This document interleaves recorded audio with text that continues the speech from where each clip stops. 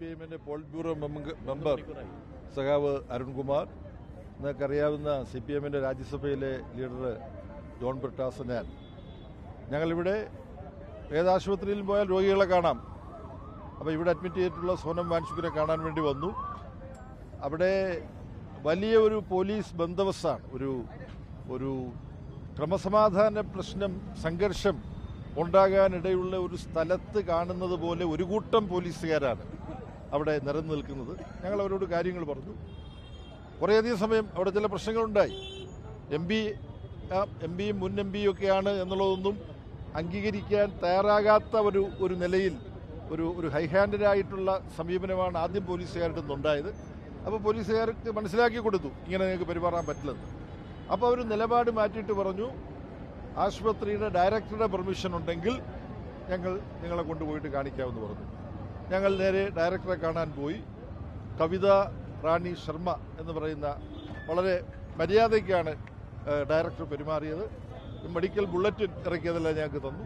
എന്നിട്ട് പറഞ്ഞു, അദ്ദേഹത്തെ പ്രേരിപ്പിക്കാൻ ശ്രമിക്കണം, ഞങ്ങൾക്ക് ഡോക്ടർമാർക്ക് രാഷ്ട്രീയമൊന്നുമില്ല, ഞങ്ങൾ രോഗി എന്നുള്ള തരത്തിൽ ചികിത്സിക്കുകയാണ്, നിങ്ങൾ സംസാരിച്ചു നോക്കണം എന്നെല്ലാം പറഞ്ഞ് അവരുടെ മുറിയിൽ നിന്ന് പുറത്തിറങ്ങി വന്ന് അവിടെ ഒരു കൂട്ടം പോലീസുകാർ ഇരിക്കുന്നുണ്ട്.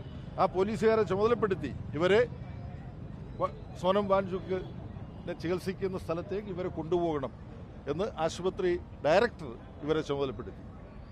ഞങ്ങളെയും കൂട്ടിക്കൊണ്ട് വന്നു. അതിനുശേഷം അവർ അങ്ങോട്ടും ഇങ്ങോട്ടും പിരിഞ്ഞുപോയി. ഏറ്റവും വലിയ വഞ്ചനയും വിശ്വാസരാഹിത്യവുമാണ്. ബ്രിട്ടാസ് പറഞ്ഞതുപോലെ ഈ ആശുപത്രി ഇപ്പോൾ ഹെൽത്ത് മിനിസ്ട്രിയുടെ കീഴിലല്ല.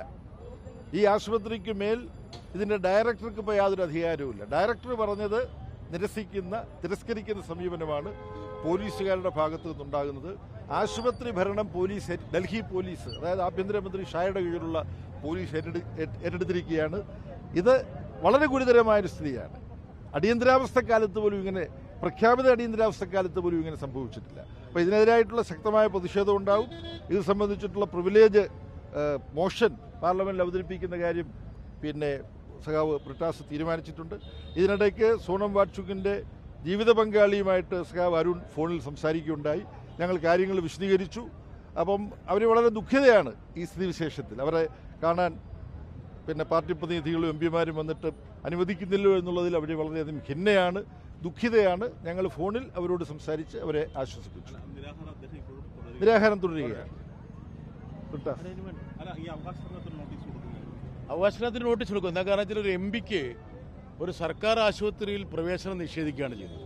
മാത്രമല്ല, നമ്മൾ വളരെ മര്യാദയ്ക്ക് ഡൽഹി പോലീസിൻ്റെയും സെക്യൂരിറ്റിയുടെയും നിർദ്ദേശപ്രകാരം ഈ ആശുപത്രി ഡയറക്ടറെ കണ്ട് കാര്യങ്ങളെല്ലാം സംസാരിച്ച് 1 മണിക്കൂറോളം അവിടെ ചെലവഴിച്ച് അവർക്ക് ബോധ്യപ്പെട്ട് അവർ ഒരാളെ ഞങ്ങളുടെ കൂടെ അയക്കുകയാണ്, സോനം വാങ്ചുക്കിനെയും ഭാര്യയെയും കാണാൻ വേണ്ടിയിട്ട്. എന്നിട്ട് പോലും ഡൽഹി പോലീസ് സമ്മതിക്കുന്നില്ല.